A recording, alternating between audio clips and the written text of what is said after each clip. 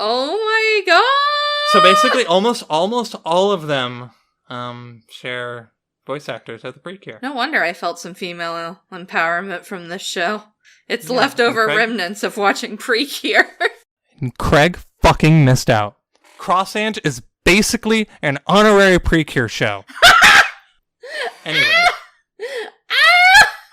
Cross Ange is an honorary Precure.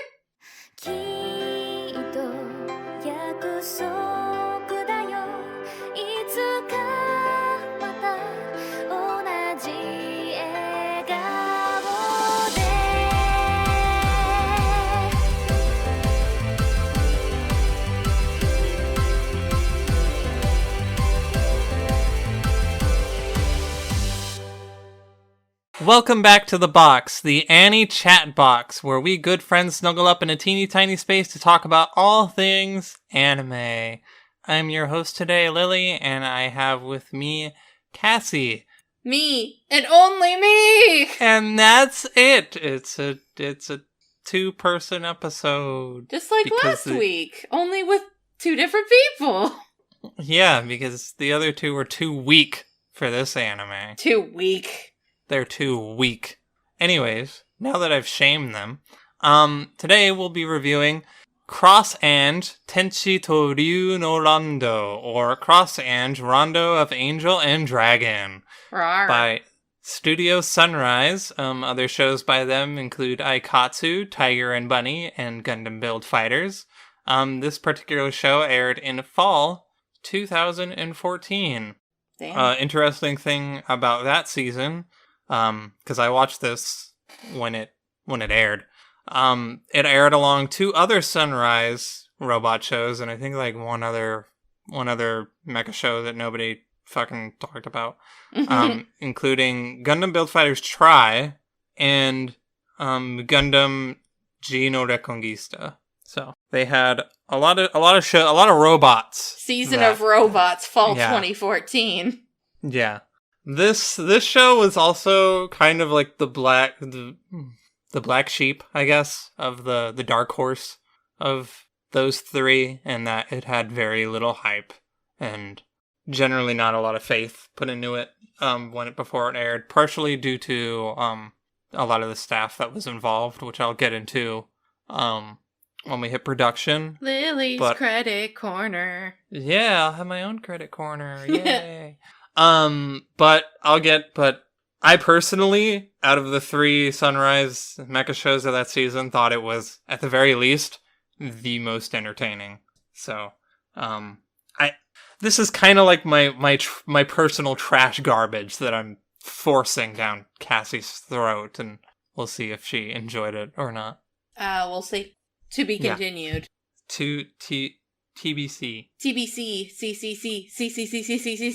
CCC. Why are you doing that? I don't know. We're recording this like right after work, so my brain is... Could you maybe not? Or maybe I will. So yeah, our first topic is the story. Oh wait, no, I have to do the synopsis first. My bad. Sorry. Well, speaking of story. Yeah, speaking of story, how about I talk about the synopsis?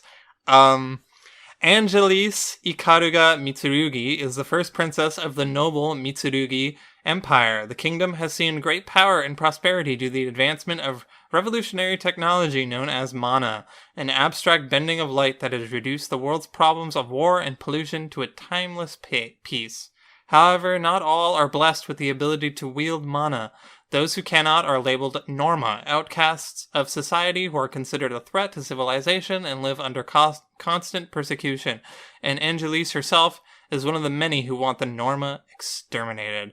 But as Angelise's 16th birthday commences, it is discovered in a shocking revelation that she is actually a Norma. Chaos ensues, the public is outraged, and the once adored princess is exiled to Arsenal, a remote military base where Normas are forced into conscription. Now, the former royal must adapt to a harsh and vastly different lifestyle, piloting mechanical robots known as paramale to fend off large, devastating beasts, referred to as dragons, all in caps, which is important. However, a sinister truth about these savage creatures threatens to change everything. Dun dun dun. Dun dun dun. Dun dun dun. So yeah, story. What did you think of the story, Cassie? God, it's such a mess. But like, not necessarily a bad way. I do think that elements of the narrative are problematic, but overall, it's just kind of the best way I could think to describe it is it's kind of like an action popcorn flick, but with a little bit of extra flair and like with at least some thought put into it. Like you're going to see a blockbuster movie, but it actually has some really interesting moral dilemmas involved, which is nice. Right. That's the best way I could think to describe this story. It's so hard to like really narrow down exactly where to start. I think that the first half of the show I enjoyed a little bit more than the second half of the show. You didn't enjoy it when things got wild? I enjoyed when things got wild. What I didn't like is ass pulls and just things that happen just because. So you want to have a spoiler room so you can vent, is what I'm hearing. Oh, yes. Yes, please. Well, okay, I have a question for you. Before you watch this, because I think I slightly hyped in quotes, hyped this up to you. What were you expecting going into Cross Ange, at least as far as story was concerned? I was expecting another green, if I'm being completely honest. Really? Just the way you talked about it. Like, you would always, like, snicker, and, like, you would be like, oh, Cassie has to watch this. Ooh. And I'm like, oh, no. This is exactly how she acted before I had to watch Green, almost to a T. Exactly identical in regards to how she, like, presented this beautiful piece of artwork. So, I was expecting that, and in some ways, I still got that. In some ways, you got a little bit of that green magic. Magic's a way of putting it. Yes. But I guess one of the things that helps Cross Ange is that I went in expecting to be kind of disgusted for 24 episodes, and while there were moments where I think there was one point where I actually looked at Lily and was like, I didn't know my eyes could roll that far into the back of my head. There were other moments where I actually like felt emotionally captivated by some of the character struggles, and I do actually think, even though it was sloppily executed at times, I think that the message of how specific people are demoralized or persecuted against was actually handled, for the most part, pretty well. Mm-hmm.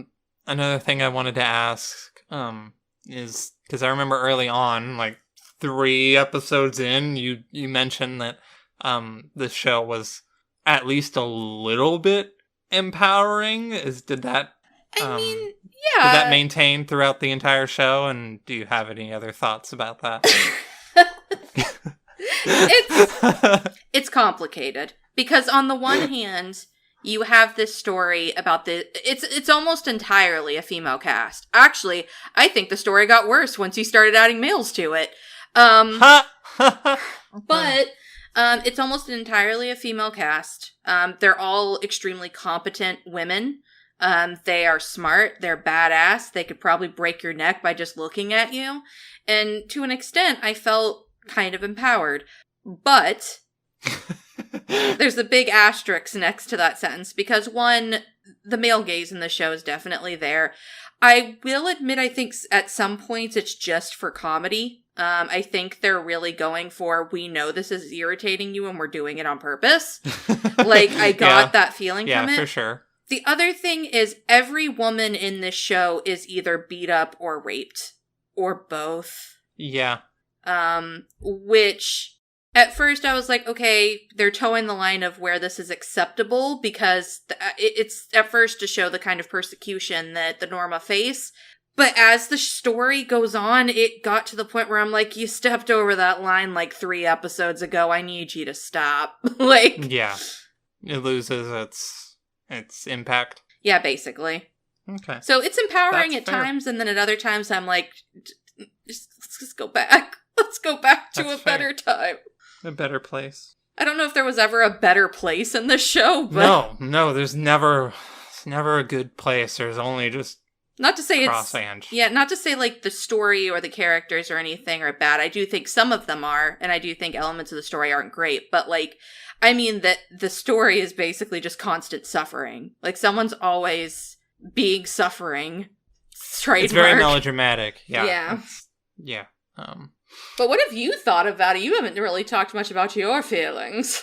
I know. I wanted to ask you questions because, you know, I was curious. And, yeah, I wanted to know. But, to go on my perspective, this is obviously my second time watching this. It's kind of funny. I honestly never thought I would actually go back and rewatch Cross Ange, despite how much I meme about it. But, just about as fun as the first time around. Like, very stupid, very over the top. But I had fun watching it. There's still a lot of things that are like Cassie said, I'll admit, are incredibly problematic and definitely like could have been done better. Yeah. But I'm also the kind of asshole that will sit there and giggle at these unfortunate depictions of things and stuff like that. I don't think it's really a spoiler to say there's a one point where this one girl just randomly gets the shit beat out of her out of nowhere and Lily just burst out laughing. Oh, yeah, that scene made me laugh super hard in the first time I watched it, and this time I was like anticipating it. Like, obviously I knew it was going to happen. I think the first time I laughed really hard just by how abrupt it is, because it's like right at the end of the episode and these guys just come up and like poosh, knock the girl down and start kicking her and stuff. To clarify, she isn't laughing that the girl's getting the shit beat out of her. She's laughing because it comes out of god fucking nowhere. Yeah, it just comes out of nowhere and it's just so abrupt. And yes, still funny a second time. But yeah, I think also another thing is that the second time around, I'm also like examining a lot more things that have to do with the production aspect of it, I guess, that I'm already a little bit more aware of than I was the first time around. And yeah, I like, it's hard for me to even say that Cross Ange is good. I don't think Cross Ange is good, but it's fun to watch. I think there are aspects of it that are there are definitely fun. Aspects that are good, and I can definitely go into those. But as a whole, yeah, like at least for the story, I don't know if I can't really say, yeah, it's good, but it's definitely it's definitely entertaining. I am entertained when I watch Cross Ange. I think when it comes to the narrative, the way that I would put it is I think that it's okay. I think that it's serviceable and that it has these little diamonds of potential that it never necessarily capitalizes on, but you can look at them and be like, oh, those appreciated nonetheless. Yeah, there's like this little thing where you're like, oh, that's really cool that they did that. I really like their social commentary on this. Oh, and then some dude fell into another girl's crotch. Okay, we're done here. Like, yeah. I will say one thing I appreciate about Cross Ange's overall setup or story or whatever is, like you said, the all-female cast, but also I like how, like, what's the right word? I like how raw it is. Like, it's not like, you don't have a cast full of typical, like, innocent, like, quote-unquote, pure, like, anime girls that tend to be pretty common in the medium, especially in mecha anime. It tends to be pretty, like, female characters tend to just be pretty, like, cardboard cookie cutouts, I'd say, a lot of the times. Well, at least in a lot more modern mecha anime, that tends to be the case.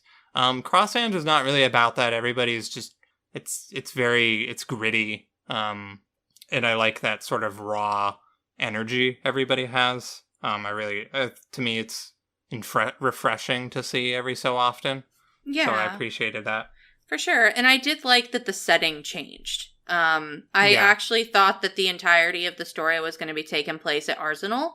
Mostly because I'm like, how the fuck are they ever going to get out of this place? It's basically a high security prison.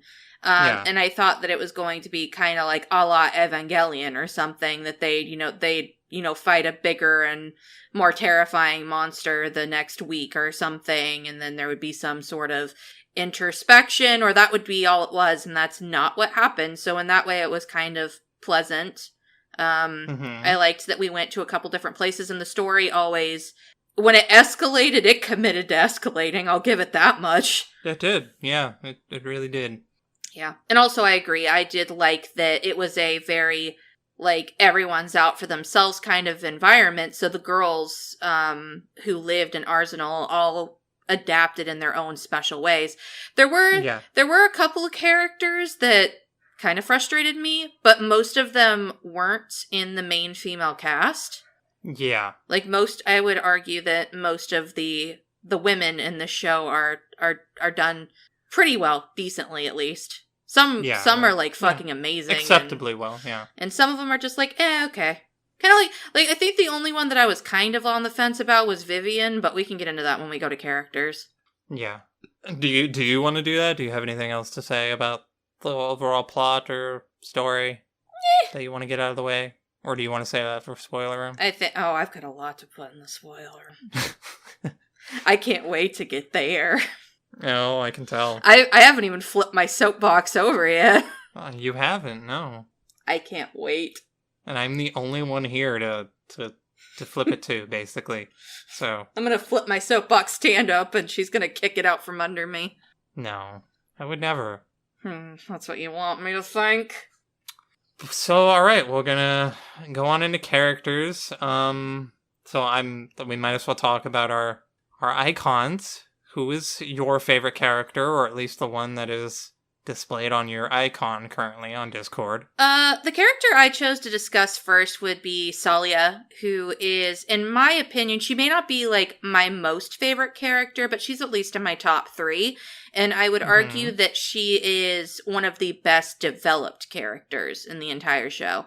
I think the best developed characters in the show are probably Hilda, Ange, and Salia. And all the other girls have some subtle development or some development or motivations, but I think they're the ones that, outside of maybe the Commander Jill and a few others, the ones in the main cast I felt were the most exemplary. And I think that Salia plays the honor student gone awry really well, because she obviously has the best of intentions, and she's put into this constant battle of, what do I want to do to make this team better? What do I do? What is the right thing to do? And what she wants personally. And she switches from being on one side at the beginning of the show of following orders, doing what she's told to do, by the end of the show, more flipping entirely and going with what she feels and thinks. And because she does so, she's manipulated in several different ways. And that change in character really brings out both what makes her great and also what makes her not so great as a person.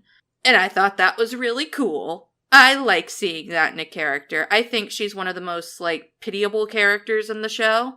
That's definitely fair. And I think that a lot of the things that she does wrong make a lot of sense. And to an extent, I saw a little bit of myself in those bad decisions. Yeah, I thought you might. Because I got where she was coming from. I've been there, and I just it resounded with me a lot.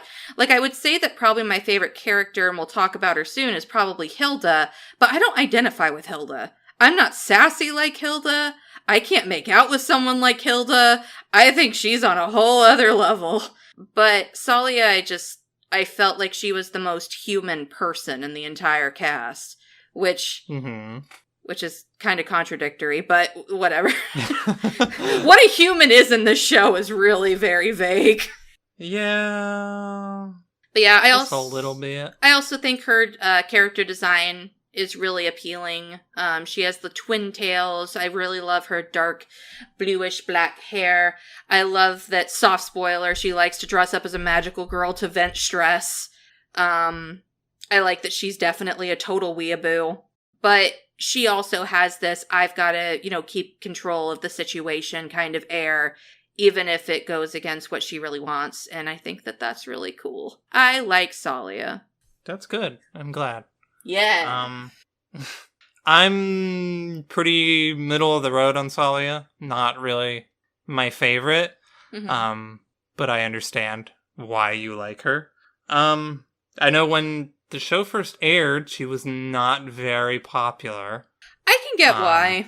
Yeah, generally speaking, I think Salia is alright. My favorite character, like my favorite, I love that girl. Hilda, easy. Easy Peasy lemon squeezy. Easy breezy.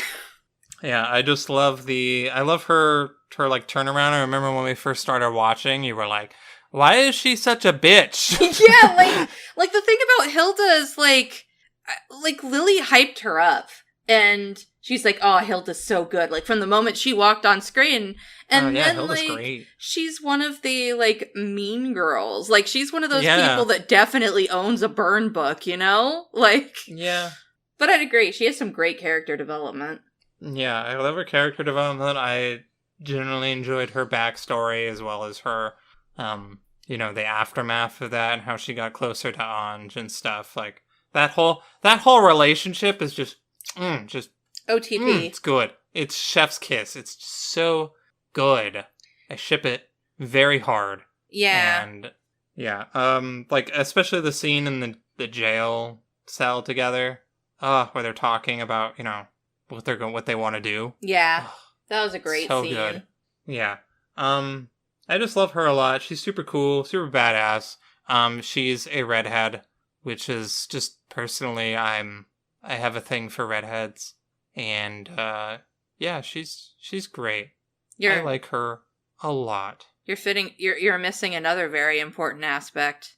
What's that? This girl can fuck 2 women at once. Like, Jesus Christ. She can do that. She has lots of threesomes. She sure does. Like, that's where she has lots of threesomes and is also very much hard gay. Just very, very gay. Very. Extremely so.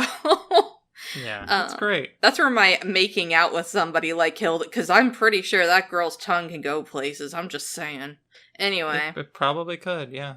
But you actually bring up a really good point, because I think that there's a lot of, like, girls making love in this show, which I'm very on the fence about how I feel about it, because on the one hand, I'm like, this is definitely just titillating in a way.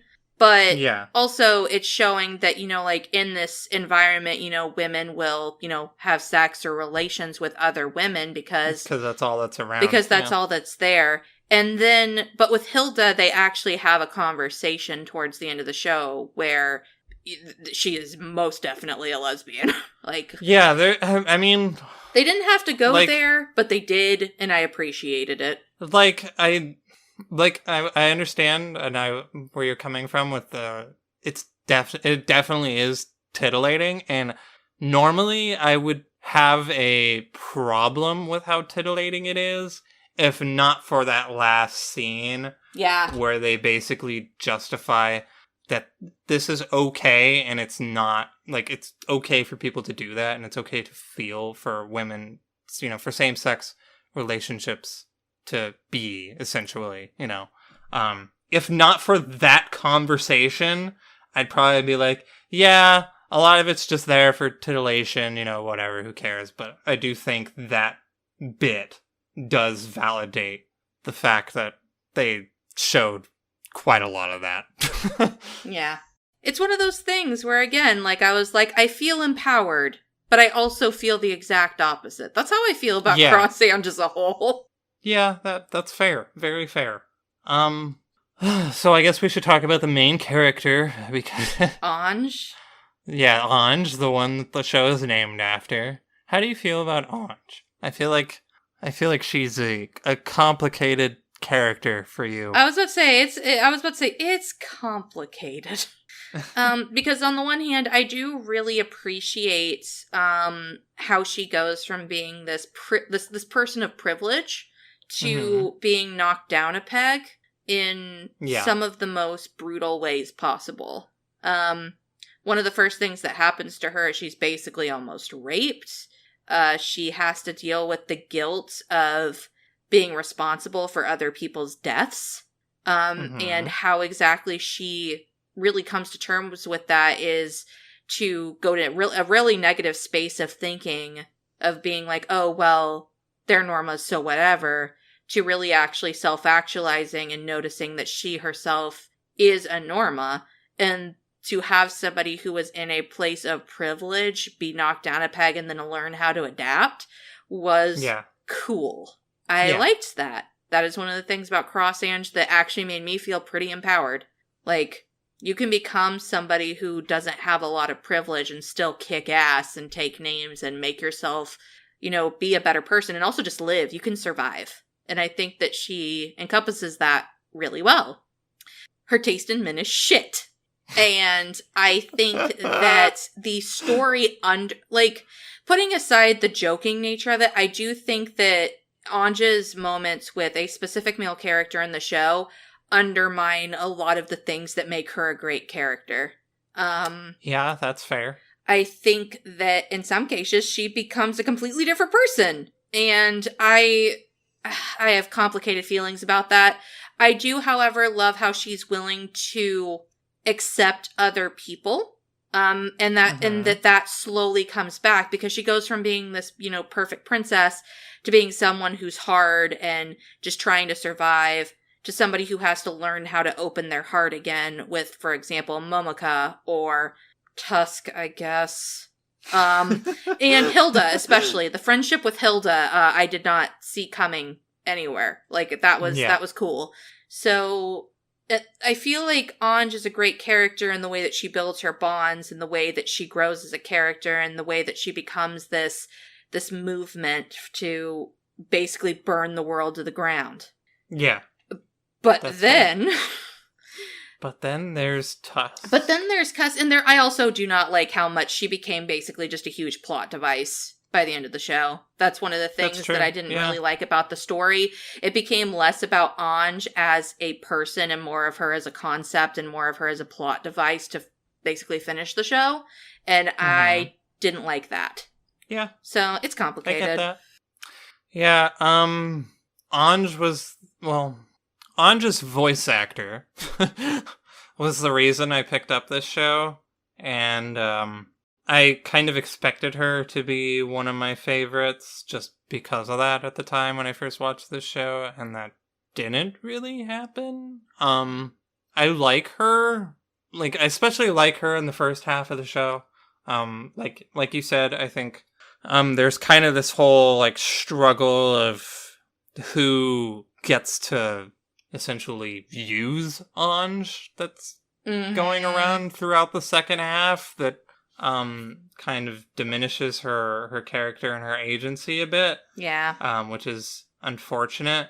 But I do think the first half of the show with her essentially becoming used to this new life and, like you said, adjusting to, no longer being the privileged person that she was, is pretty compelling, and I did enjoy that. But yeah, I'm not even sure if she's in my top 5. Nah. I think she's a little bit, she's more towards the lower end, I guess, of the main girls, but she's all right. I'd argue that she's probably in my top 3 or 4 in terms of character development. Yeah, definitely. But not characters I liked per se. I'd be right there with you on that. What other characters did you like then? Momoka was great. I love Momoka. Momoka is the top maid. I think also, I never mentioned this while we were watching it, but I don't know why, I just got such a Cammy aura from her. Yeah, she kind of has that. She's just such a sweet girl, and she just really wants to take care of Ange, and she also has to deal with the whole, Ange has become a different person. And there's this level of this level of intricacy that we don't get with a lot of the other characters because she did know Ange when she was Angelise. So Yeah. there's this thing that she has to do where she has to accept that she's not the same person anymore, but she still loves her anyway. I did think it was funny that she never stopped calling her Angelise-sama through the entire She never show. did, no. But I don't think that's because she was blinded to the person that Ange became. I think it was just because to her, she would always be that important person. Yeah. That she couldn't, erase that name regardless of whatever happened between them because she was just that special. And I loved their friendship. I think that next to Tusk, she was probably the most important person to Ange. So I loved her. She was also kick-ass, cool battle maid. Gotta love it. Her aesthetic's cute. Yeah, I think... Yeah, Momoko is one of my favorite... Momoko is easily one of my favorite characters, and has been since the first time I watched it. She's just... She's like this ray of sunshine in an otherwise very kind of bleak show and cast in general. And I think it's definitely appreciated once she finally starts appearing, basically constantly. Yeah. Yeah. Good, very good maid. Top maid. Literally. I think I grew to like Chris a little bit more than I thought Chris is, I was going to. Yeah, Chris starts out pretty whatever, and I think that's obviously kind of the point, is she's just sort of there as the, part of the entourage, the mean girl's entourage, but yeah, her character arc towards the end is probably one of the better parts of the second half of the series. I'd agree. I wish that the, what was the pink-haired girl's name? Vivian? No, not Vivian. The one Arisha? Arisha. I wish she had gotten a little bit more time because I thought that... Because basically the second half of the show is when you get, like, the rest of the girls' motivations and stuff. And I think Chris's was much better done than Arisha's. Yeah. Her seems just... and hers was the more tragic one. And yet, for some reason, it just seems so very rushed. Yeah, I agree, but I also like that there wasn't, like, this huge, there wasn't as much melodrama involved with her, like, her tragedy. Because it's like, it happened, and then she realized, oh, fuck this guy. Yeah, that's fair. Clearly doesn't actually care, he's just fucking lying to me, I'm going to just leave. There isn't, like, this, I'm committed to him more than I am, my original, motivation. She doesn't have that, like, dilemma because her original motivation was it, and I admired her commitment to that, I guess. So, but yeah, I do see where you're coming from in terms of it could have been fleshed out a bit more. Vivian to me felt like a plot device, and I didn't care for her one way or the other. Yeah, she's there. She's there for one plot point, and then she's just gone. I mean, she's there, but she's gone from my memory. I don't really care. Yeah, they also try to, like, make that whole little arc with her and her mother, essentially, and, like, yeah. It's very okay, especially compared to everybody else's, like, tragic, melodramatic, backstories that have, like, weight to them. I also feel like she wasn't really fully explained. Like, we can't go really into it without going to spoilers, so I might talk about it a bit in the spoiler room, but there is a secret that's revealed about Vivian, and then I'm like, okay, but how did she end up there? Which they kind of just gave a guess for that, and then it's just like, well, then why did they keep her around? Like, what? Why was she treated any different than, like, these other, people? Yeah. There's no, like, even flashback about it. It's just, oh, this is who she is. Oh boy, that's a crazy random happenstance, ain't it? And then you move on. Yeah, you're right. Speaking of people like Vivian. Yeah? How about Salamandine? I am so upset.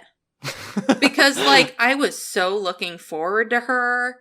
And, like, her design is just, my favorite in the entire show. And she is so underutilized. Like, she... Yeah, She makes a hell of a grand entrance, but... Yeah, they do this thing with her. Like, it's funny because they have this thing with her in the opening. She's like, once you get a decent way into the opening, like, after she appears, she's, like, everywhere in the opening. Like, there's all this dualism with her and Ange that's put in all the opening everywhere, you know, like... Yep. And, like, she's hyped up, basically, by the opening, like, a ton. And there's also this scene where they first meet, where they basically have this, like, flashback of, like, them... I guess it can... I basically always interpret it as, like, their previous, like... Lives. Yeah. Essentially. And it's, like, all them, like... meeting. That's basically her and Ange basically meeting and having this either camaraderie or sometimes romance in past war times and like past lives and stuff, and it doesn't feel delivered on, essentially. Oh, not even a little bit. Like, it's kind of, because I remember when that happened, I was like, literally, I out loud said, oh, one of these. Mm-hmm. And then nothing ever happened, or like they never talked about it, or showed a flashback, or even showed them as like tragic fates that are intertwined through time or anything. Nah, she's just there. Yeah. She's just there to be a plot device, just like Vivian. She's just wasted potential. And it makes me so sad because she's so cool, and she's so cool looking, and she's like the leader of these people, these very specific group of people. And I don't know, I was expecting her to be like the Authren to like Ange's she has Kira or something. Yeah, that's what it's set up as. She has like, because like the first Cross Ange opening has like, I'll get into this a bit more in production, but it shares a lot of visual, like, similarities, I guess. It's constructed very similarly, at least visually, to a Gundam Seed OP, and the spots that Kira would normally be in a Gundam Seed opening in Cross Ange's opening are generally taken off by Ange, and Salamandine usually has Athren's general position, I guess, if you want to think of it that way. So, yeah, and her mech is also the same color as Athren's, and Ange's is the same color as Kira's. So, like, I think that was initially what they were trying to go for, and then they just fucking didn't do it for some reason. Yeah, like, halfway through production, they were like, but what if we didn't? And then... What if we didn't? I think what happened is Tusk kind of came in. Like most things in this show, Tusk ruins everything. I hate him. I hate him. We could have had... See, we don't even have to talk about Tusk because Cassie he's garbage. That's Cassie's stance on him in general. He's garbage, and he ruined the show. The show would have been so much higher rated by me if he didn't exist. If Salamandine got more screen time than this fucker. So, do you have any other character things you want to talk about? I have one, like, nerdy little bit of info I want to delve into, at least in this section, but I'll get into that at the end, I guess. So if you have anything else you want to say about characters. Tying back to Salia early on, I did like the relationship between her and Jill. I think that played out pretty decently. Mm-hmm. I think that one of the lines that actually struck me right through the soul is like, there's a line that Jill says at some point when she's like, I'm disappointed in you. And I was like, oh, that hurt. And stuff like that. So I think that particular storyline was executed pretty well. The only other... Well, okay, well... Yeah, go ahead. Since you bring her up, how do you feel about Jill overall? I think that Jill is messy as shit. But I think that honestly, that plays to making her more human in regards to the rest of the cast too. Because she, to do a soft spoiler, she was, manipulated by a man in her past, and that plays out in her current future of she wants to be this strong, independent woman who can take down this past trauma, but she still keeps going back to it at the same time.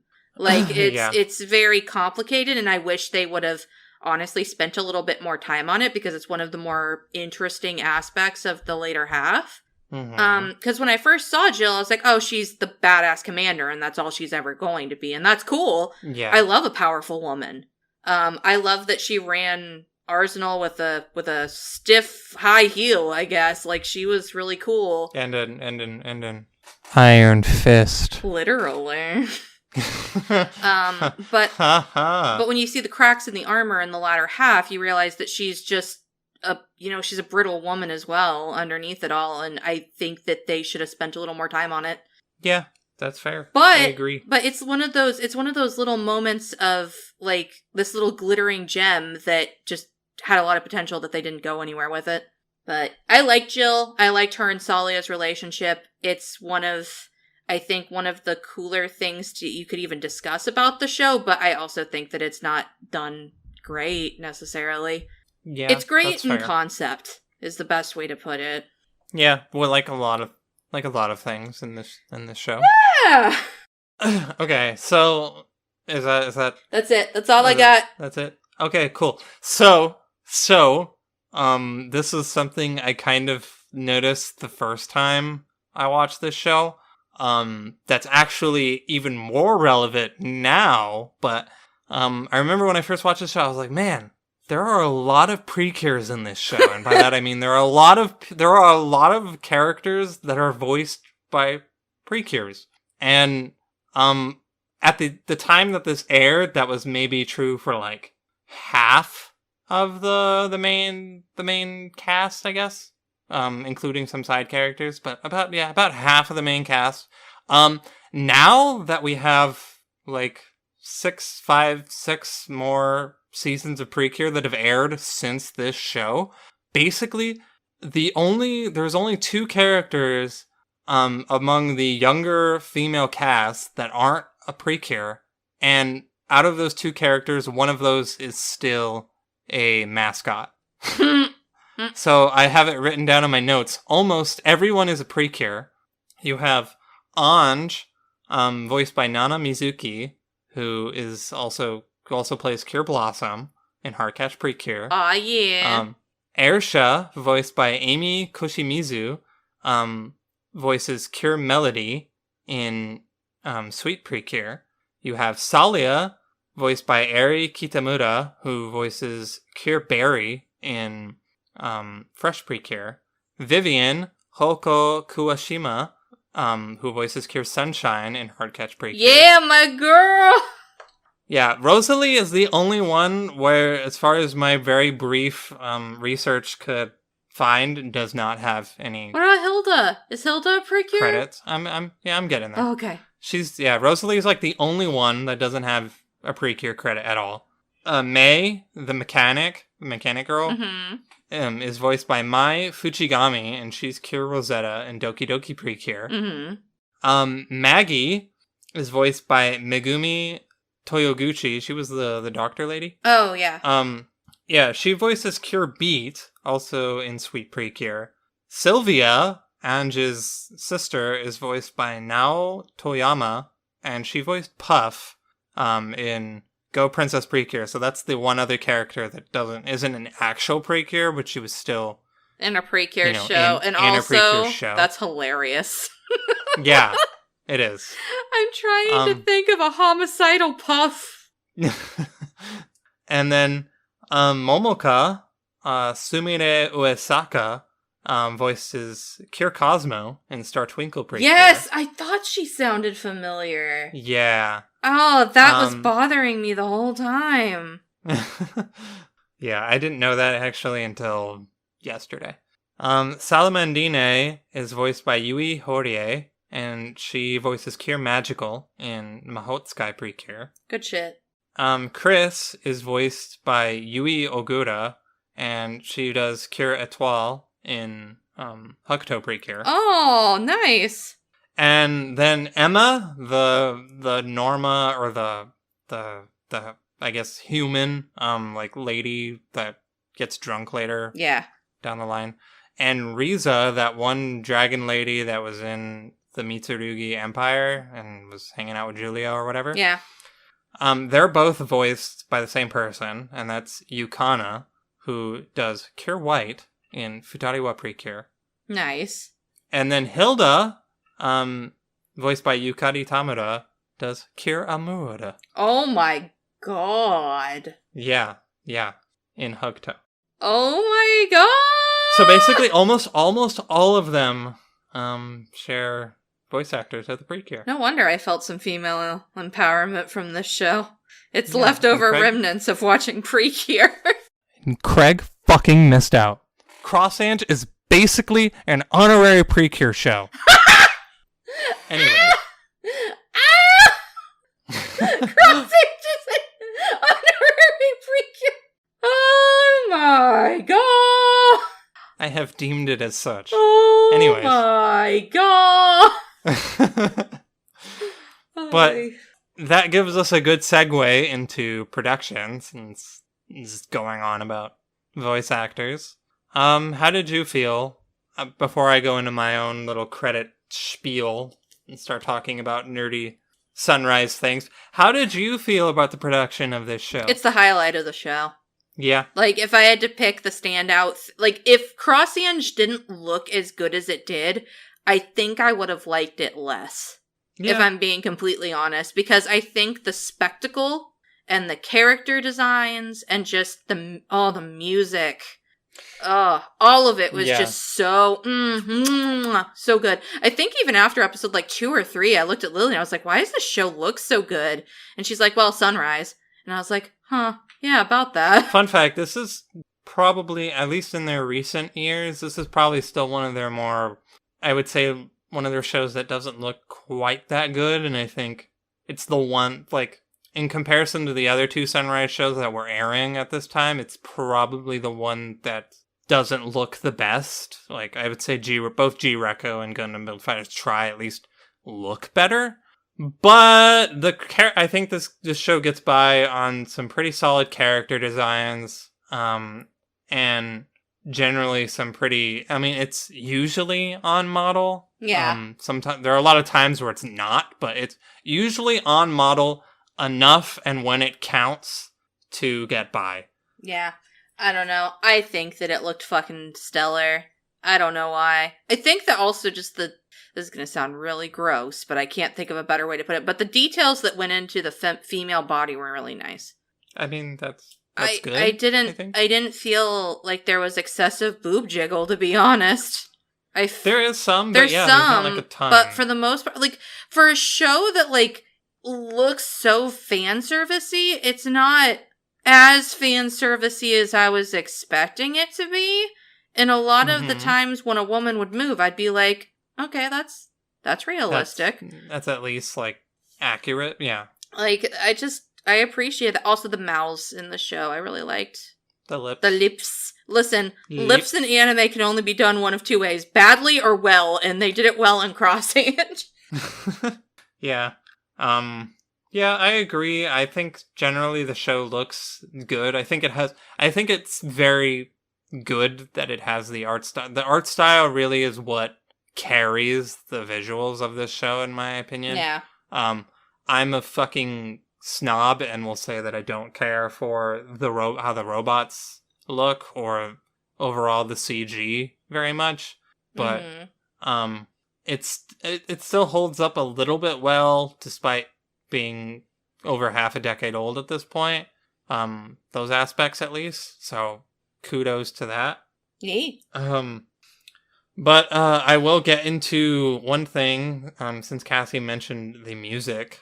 The music is done by Akiko Shikata, who was also one of the reasons I picked this show up, because they do a lot of the vocals for the Artonoliko series of games, which almost all of them have super stellar music. Mm-hmm. And the music in this show basically just sounds like one of the soundtracks for those games. And yeah, even watching it the second time, I'm just sitting there, I'm like, yeah, a lot of the background, even the background music in this show is just really good.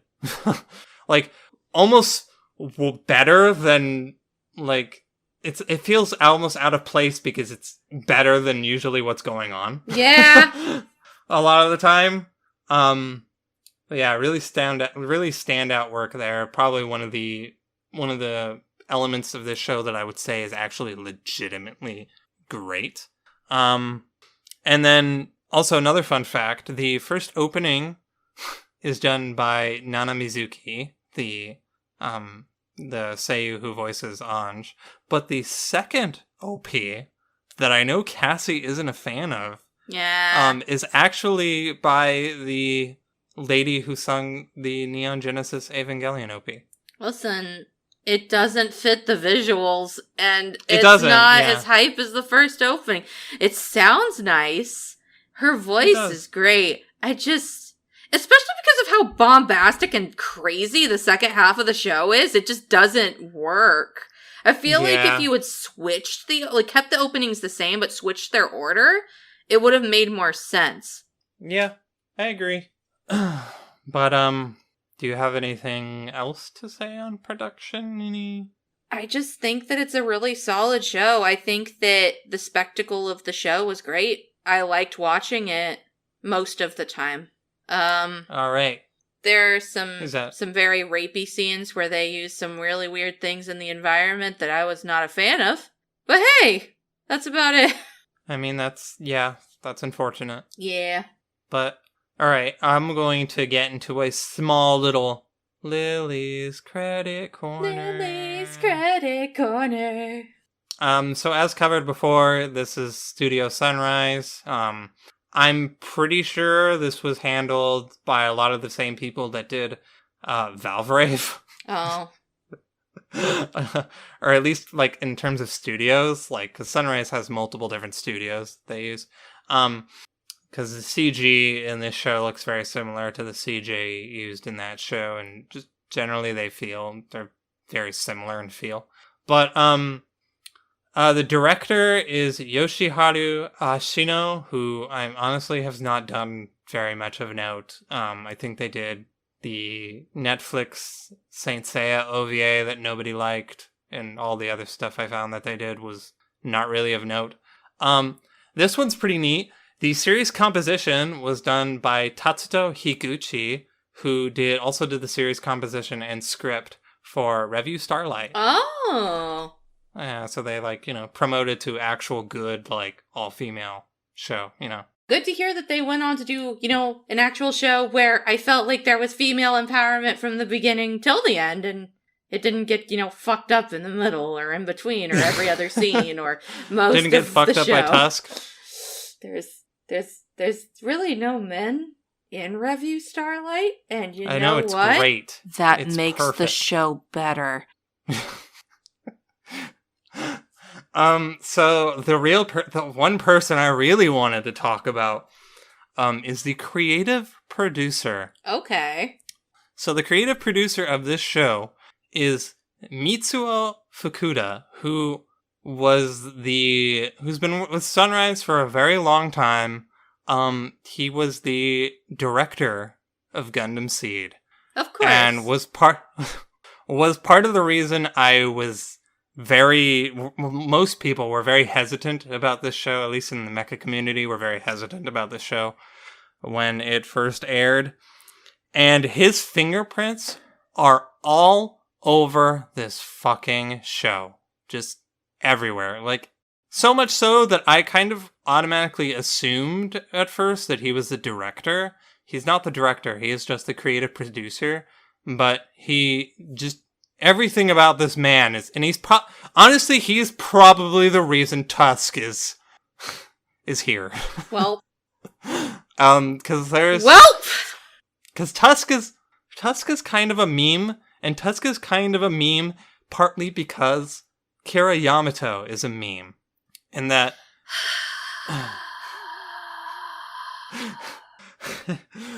So...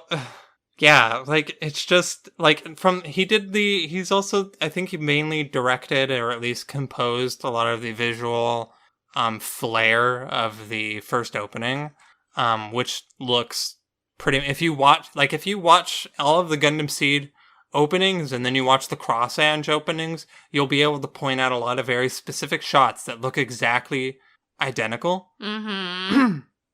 Because just his style is so very, it's just very easily recognizable. The way the robots move, a lot of the way that they're animated, even though they're CG as opposed to Gundam Seed's 2D, the movement and stuff is all very similar to how the robots moved in Gundam Seed. You know, yada, yada, yada. There's all this stuff. His fingerprints are fucking everywhere. But Tusk especially, and we all memed about this and laughed about this because Tusk looks very similar to Kira Yamato. And also, he has the plot armor that Kira Yamato has. So he kind of just became this huge meme.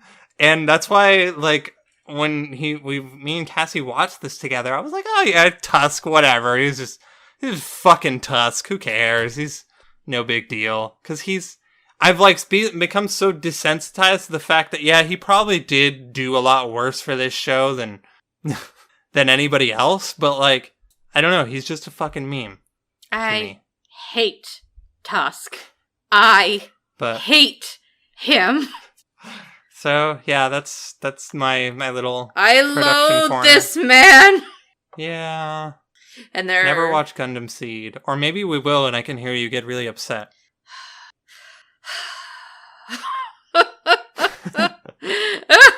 Maybe that'll be a future review. Me and Cassie will review Gundam Seed. Oh, no. Don't quote us on that. Oh, but maybe. No. So with that, you don't have anything else to say on production, right? Not really. I really enjoyed the production aspects of the show, and they honestly carried it for me, I believe. I mean, that's good. I mean, I think the characters in the show I also attached myself to a lot, but, like, the thing that kept me there was how pretty it looked and how much I really just adored the character designs and the music and just how everything was sewn together with care. Like, somebody actually cared about this show, I can tell by watching it. Yeah. It's probably the creative producer. Yeah, fuck that guy. All right. So with that, we are going to move into our spoiler room. Well, wait, we gotta do our ratings first. I know, yeah. Before that, we are going to do our ratings as well as our recommendations and give you the social links and all that. So with our ratings, obviously we have the usual rating system. Where does this lie for you, Cassie? Okay, so this, like some of my reviews before, is going to have a review, like, rating with a really giant asterisk next to it, and then I'll explain myself. So, I'm going to give Cross Ange a like it. What? Mostly because I really had fun watching it, and, like, we watched the last, 9 episodes in one day because I just wanted to keep going. The show was fun, though, here's where the asterisk comes in. The show is not very kind to women, and I hate that. I hate that every woman in this show had to be slapped, raped, beat up, or all three. I hate Tusk. I think he's the worst character ever. And I hate that there's no reason for him to be alive. I wanted him to die. He would have been better off dead. So, taking into consideration it has one of the most hated characters for me in an anime I've watched in a long time, I did have a pretty good time. I think that the show is definitely popcorn food, and I think that if I were to look at somebody and they would ask, do you recommend Cross Ange? I would be like, Maybe? Yeah, like, it's not a good show. Like, it has way too many problems to be a good show, but I still liked watching it. I do think that watching it with Lily helped.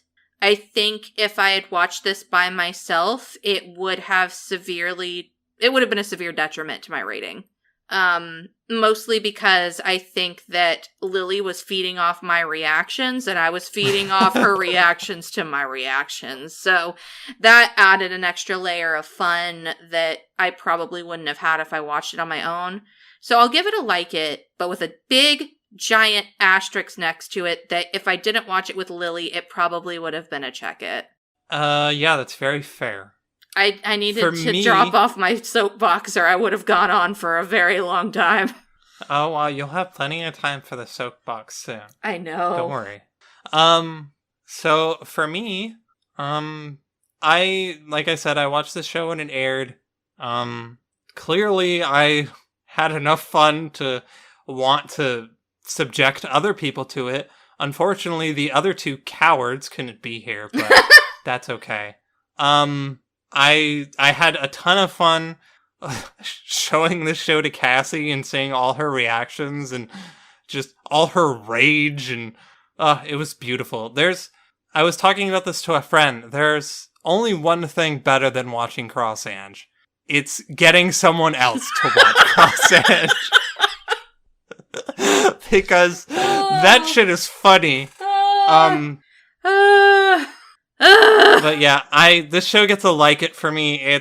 I often say that I don't like trashy anime or that I don't have like a guilty pleasure. And while I wouldn't really say this is a guilty pleasure because I'll freely admit that I enjoy Cross Ange, it is my specific brand of trash. So it gets a like it from me. She's the trash woman. I'm the trash woman. As far as recommendations go, I just went with the very easy one and put down Gundam Seed. Because like I said, a lot of the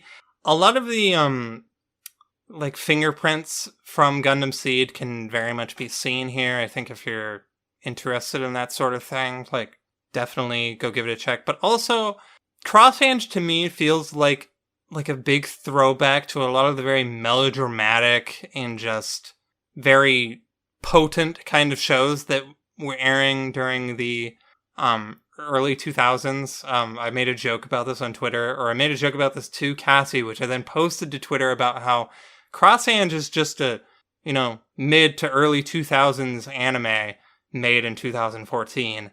And a lot of that can be seen, with Gundam Seed, which did air during that time period. It's very melodramatic. It's maybe not as gritty and not as, like, it has some fan service, but it's not as, like clearly, like, there's not as much of there is some of a male gaze, but not nearly as much. It's a little bit, obviously, it's still a Gundam show, so a little bit more closer to that. But it does have a lot of that melodrama, just pure melodrama injected in your veins. So I think if you like that about Cross Ange, which I do. I do too. I think that's one of the things that probably propelled it to a like it more so than a check it. Yeah, then Gundam Seed, after you get through the initial 10 episodes of, it trying to establish itself as a Gundam show, it really just starts hitting you with that melodrama. And I kind of ironically love it. So there you go. So yeah, we have our social links. If you'd like to follow us on Twitter and get all the lovely updates that I no longer make because I'm too lazy and busy playing video games to do so, we are on Twitter at twitter.com/AnnieChatbox. And you can talk to us there or like our tweets or whatever. Talk to Craig. Craig is usually the one who manages that shit now. So he's the one who manages our Twitter and edits our episodes and updates our documents and does basically everything. We should appreciate him more. If Craig ever left, this podcast would die. It would. I mean, it would stumble for a bit, and then it would fall down a flight of stairs. Yeah, and then it would die. And then it would die. If you want to send us fan mail, I don't know if anybody's even checking that. I am, every week. We have a Gmail account. You can send us mail or ask us questions. Just tell us how much you fucking hate me, which I would appreciate, at anychatmail@gmail.com. So yeah, send us anything. We'll read it on an episode. Suki usually gives us pity mail, but maybe something legitimate might be nice. In addition to whatever the hell you're listening to us on right now, we're also on iTunes, Google Play, Stitcher, TuneIn, SoundCloud, Spotify, and YouTube. So if one of those is more to your liking, you can listen to us on any of those platforms. Yeah. We also have a Patreon. where people give us money sometimes. I don't know why. They give us money sometimes, and sometimes we do things. Sometimes we do things, very rarely. We're doing them. We have a lot of things that are happening currently. We'll probably post them all at once. So if you want to give us money without a guaranteed chance that you will get things in return for that money, our Patreon is patreon.com/AnnieChatbox. And to give a shout outs to our current patrons, Sarah, CorpsyAnn, Carol, Suki, Paul, TroubleClef, and former host John. You are all keeping the lights on and keeping us supplied with mics and shit. Yeah, we appreciate that. If you like Craig, who wasn't fucking here because he's a coward, he's on this other podcast where he talks about, I don't know, fucking movies and video games and occasionally anime, called Save Our Progress. You can listen to them at soundcloud.com/saveourprogress. Zach is on that too. Occasionally, the rest of us make cameos on it because that's just how it be. Go listen to them, I guess. They alright, I guess. I don't know, I don't listen to them. Anyways, now we have our spoiler room, where Cassie gets to get on her soapbox. Tusk sucks! I hate him! I hate everything about Tusk! I hate his stupid hair! I hate his stupid outfits! I hate that— That's not true, you told me he was attractive. When I first met him, then I realized his hair's stupid. And so is he. I hate that he falls into fucking Anja's crotch every fucking episode he's in. Every single one of them has to— oh my god, and it took me a while to realize at one point she fell on his dick, like mouth first. Oh my god. She did, yeah, she had made mouth contact with his dick, yeah. Oh my god, I hate that everything about him is just this stupid perverted joke that I know that the fucking maker of the show is looking at me and going, "You mad, Cassie?" Yes, yes, I am. And then the pinnacle of it was they almost made him likable when he went out in a blaze of fucking glory to save Ange, and I was like, man, at least I can appreciate him in this moment. Only for him to show up in the next episode when she's talking about how, man, maybe she should have gotten a good dick in. And you know what? He was there to give it to her. Why? I don't know. But they apparently fucked for 3 days straight on a robot after he died for no reason. You know. That guy. So, like, this I is just peeked for like 2 minutes straight. Cool. So this is slight spoilers for Gundam Seed. Oh no. But I feel like this is worth talking about since we're talking about Tusk. Oh no. Does someone else die and then come up back for no reason and then get a good dicking for 3 days straight? Well, no, they don't get a good dicking, but the part where they die, and it's even worse in my opinion because Gundam Seed is, one, a lot more serious. It's still very melodramatic, but it still wants you to take it a lot more seriously than Cross Ange does. But two, they set it up so that there's literally no fucking possible way this person can survive. Like, absolutely no way. They literally tell you there's no way they could have gotten out of this situation. You know? Like, couldn't have happened. And so, you go through like an episode thinking that this person died, and then very much like Tusk, who comes back and with literally no explanation as to how he survived, because fucking who cares why they explain how Momika comes back, even though you think she dies, but they don't explain Tusk, and I think that was done on fucking purpose. You mad, Cassie? Yes! Yes, I am! And it's partly because of this part in Gundam Seed where someone is essentially set up to die with no chance of survival or escape or whatever, and then they come back with no real explanation as to how they survived this unsurvivable situation.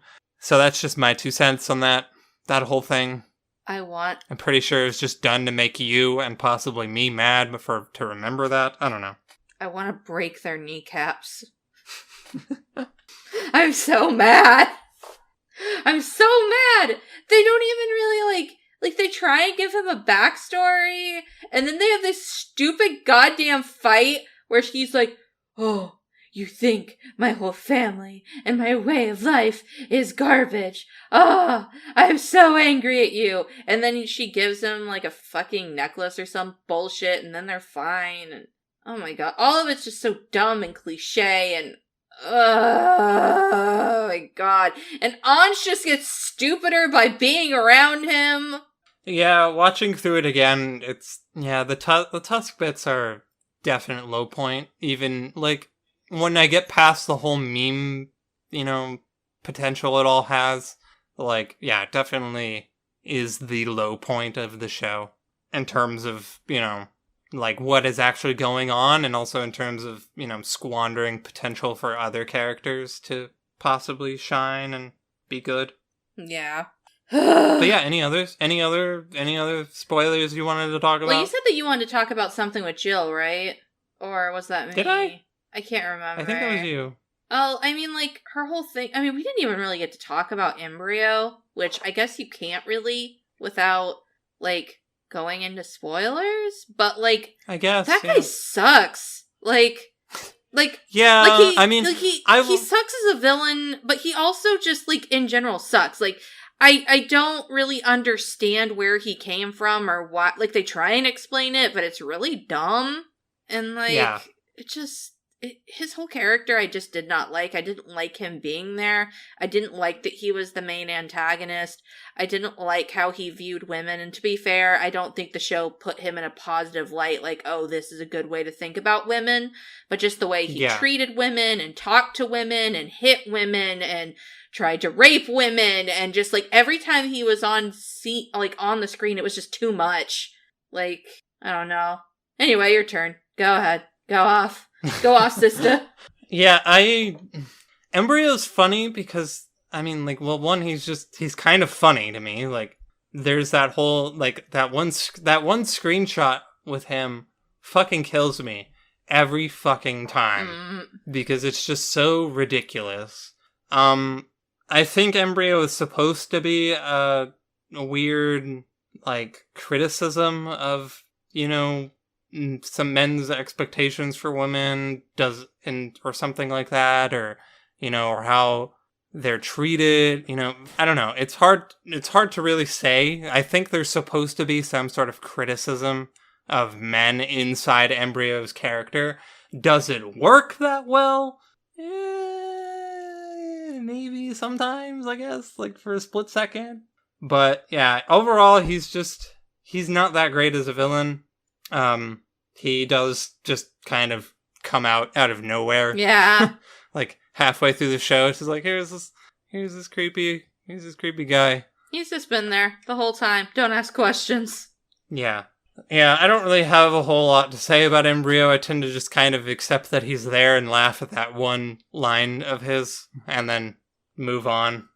I do kind of wonder, like, I do wish they'd gone more into, like, how he specifically manipulated, Elektra or Jill or whatever. It's highly... Yeah, that's...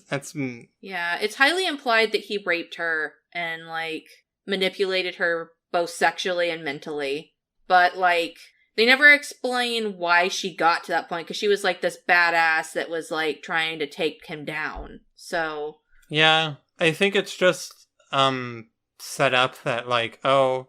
She was originally, like, helping out the fucking ancient people and, you know, trying to essentially end the world, essentially, or at least reform the world. And then I guess Embryo got in the way and killed a bunch of her comrades, but also, like, slept with her at the same time and, I guess, like, manipulated her through doing that. So, like, it's hard to say, like, obviously, she views it as rape after the fact, so it's fucking rape. Yeah, like, it just is what it... And there's, like, a line that I just wanted to hit Ange for, because she walks up to, like, Jill and is just like, oh, you must just feel like... She's like, oh, you can't just act this way just because some dude raped you. And I'm like, line, bad line. Yeah. Like, actually, yeah, people can act this way if they're raped, Ange. Makes perfect sense to me! Yeah. A little insensitive. Just a wee bit, especially considering how, what happens to her later, but... Yeah. Also wasn't a big fan of those scenes. There was some scenes with Embryo and Ange that were straight out of some, like budget hentai that I may or may not have watched. But, like... Going into your shameful... We're not talking about that, but, like, the whole bit where he's like, oh, I'm going to make you feel so much pain, and then I'm going to turn that pain into pleasure, and then has her, like, squirming around naked on the floor. I'm like, Yeah, it goes there. I'm like, you're starting to lose me, show. You had me. You really had me. Ugh. But it kept you enough that you gave it a like. I like the first half of the show a whole lot, and I do like a lot of the characters. I don't think I'll ever, like, rewatch Cross Ange, but, like... I mean, I will if someone agrees to watch it with me. Yeah, good luck. You only talked to a few people, sweetheart, and I was the one most willing. Yeah. Maybe you could... Everybody else is a coward. Maybe you could sucker Craig in with the precure aspect. No, he's a coward. I don't trust Craig.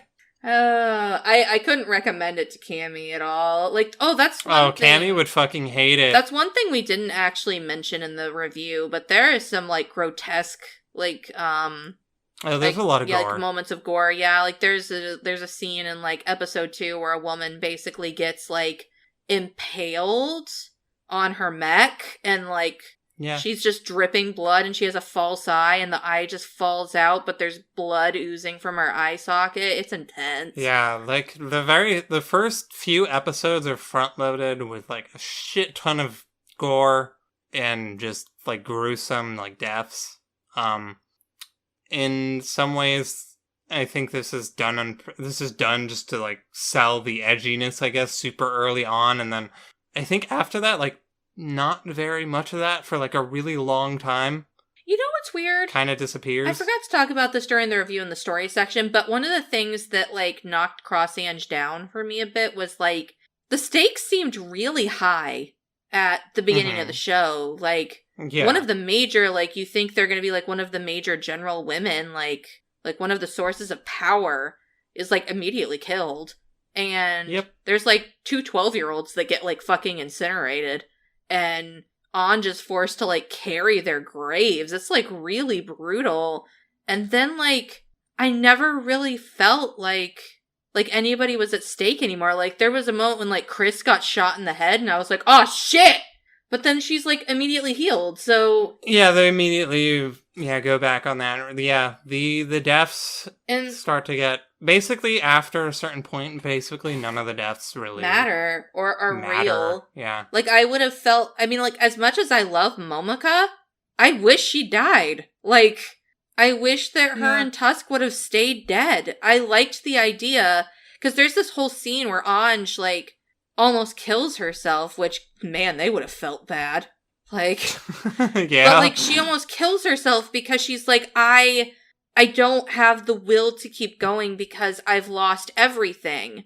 And then she, like, reads Tusk's diary, and then I'm like, oh, so she's gonna walk the same path he did. She's going to lose everything, and then, because she had these connections before their deaths, it doesn't matter. She'll find new resolve and keep going. I love this. I love this kind of storytelling. This is so good. And then, And then Tusk comes back. And Momoka comes back. Like, they both just come back. Why did they know exactly where she was? Why didn't they maybe speak up sooner? Well, I think Tusk sent her there on purpose. He specifically entered... That's fair, He entered the coordinates on his little... Well, how did he get there that quickly? How the fuck? Because he's fucking Tusk. And how... I mean, I'm assuming he went and grabbed Momoka from her not death at some point, because they show up around the same time. And if he didn't go get her, then how the fuck did Momoka know to go there? Because Momoka had never been there before. That was just, a place that Tusk and Ange had been. But for some reason, Momoka was there. The only logical thing... I say logical, like there's anything that makes any goddamn sense about this part.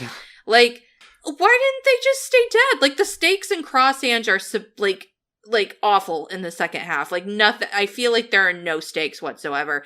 There's none, yeah. And that's kind of a thing, again, I'm gonna, throw back to Gundam Seed again. It's kind of a thing I have with, the problem I have with Gundam Seed is the first half, there's, like, actual stakes, and then the second half, there really isn't. Outside for the bad guys, but for the good guys, there's no stakes. Nope, not at all. Yep. I feel bad, but I kind of wanted one of them to die. Like, it would have been a lot more, it would have meant a lot more, yeah. Yeah, like, I don't know, even have Salamandi die. Like, at least then something would have happened to make her character important. I don't know, man. Oh no. Just title this episode, Tusk Ruins Everything. Like most things in life, men ruin everything. Or men ruin everything if you want to go all the way. Yeah. That's what we're going to title this episode. Men ruin everything. I'm letting Craig know right now. That's what this is supposed to be called. I will text it to him the moment this episode is over. Hilda's episode was really good. It was really good. I think that the thing with her mom, like, I saw it coming from a mile away. Like, yeah. Like, I like, as soon as she went in the house and she didn't recognize her, and they also show a shot of, like, the other Hilda riding the bus home. I was like, oh, I can call every scene that's going to happen in this next scene. Like, everything that's going to occur, I already know. But it was still impactful. Except for the last one. No. I did not see that coming. The funny thing is, I didn't tell you, but at the time I was like, wait, why did they drive right past her? Aren't they looking for her? Like... Oh my god. Oh yeah, they were. Oh, also, I thought the singing was tacky. Like, the whole singing to power the mechs thing. Oh, it was so stupid. Like, it's nice. It's nice at first, and then they just keep doing it, and it's kind of lame. Especially when Embryo sings. Fuck Embryo. Fuck that guy. I wonder who Embryo was voiced by. He is voiced... I don't know his name. He's someone he's in a lot of he's in Gundam Seed. He's in Gundam Wing. I don't know any characters that he voices that you know off the top of my head. Yeah.